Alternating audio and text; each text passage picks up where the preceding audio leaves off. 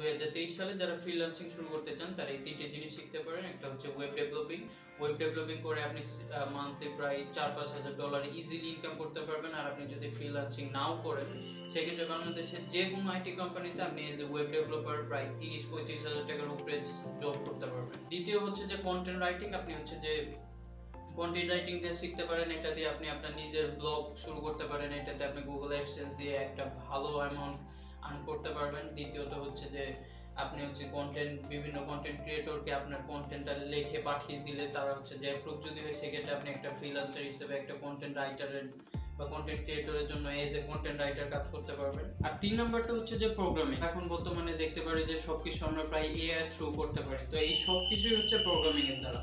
তো আপনি যদি প্রোগ্রামিং শিখেন আপনার ফিউচার অনেক অনেক অনেক বেশি ভালো হবে। কারণ হচ্ছে বাংলাদেশে এমন অনেক প্রোগ্রামার আছে যারা মান্থলি $5,000-6,000 ইনকাম করতেছে।